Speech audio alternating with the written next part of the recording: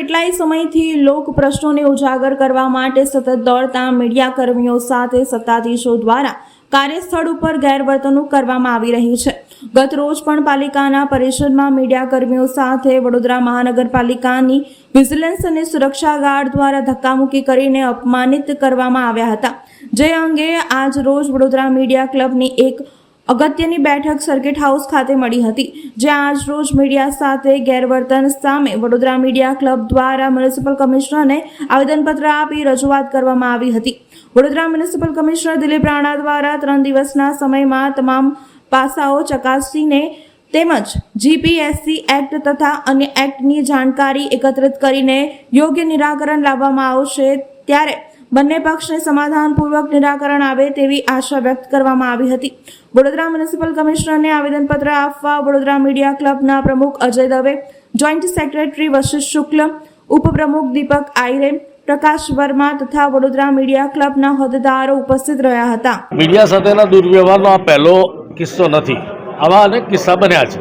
હમણાં પણ જે વાત આવી છે કે સિક્યુરિટીવાળા પણ ધક્કા મારતા હોય છે,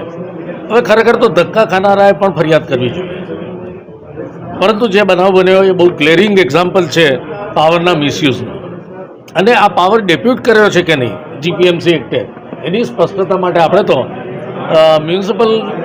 કમિશનર કે જે સર્વા ગણાય છે એમને પૂછવા માટે આવ્યા છીએ, કારણ કે આ આખું એક માળખું એવું છે જીપીએમસી એક્ટનું કે જેમાં જવાબદારી જેમની છે એની જવાબદેહી નથી,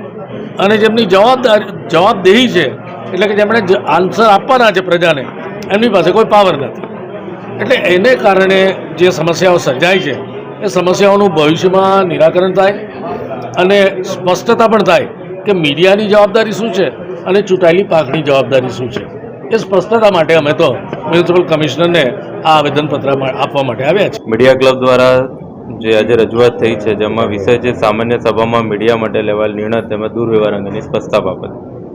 એમની રજૂઆત માનનીય અજયભાઈ અને બીજા મીડિયા કર્મીઓ આવ્યા હતા, એમની રજૂઆત મેં લીધી છે। મેં એમને કીધું છે કે વિવિધ એક્ટ, જીપીએમસી એક્ટ એનો અભ્યાસ કરીને અમે એમને જાણ કરશું। નેક્સ્ટ 3 દિવસમાં મેં એમને કીધું છે કે 3 દિવસ પછી એમને અમે બોલાવશું અને કઈ રીતે આગળ વધવું કે મીડિયા જોડે પણ દુર્વ્યવહાર ન થાય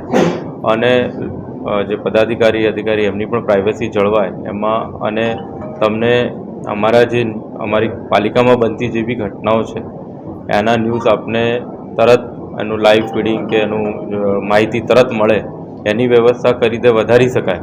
એની પણ ચર્ચા નેક્સ્ટ 3-4 દિવસમાં જ્યારે પણ અમે મળશું ત્યારે કરવાના છીએ। એટલે બધી બાબતો જે એમનું આજે રિપ્રેઝન્ટેશન હતું માનનીય અજયભાઈ અને બધાનું,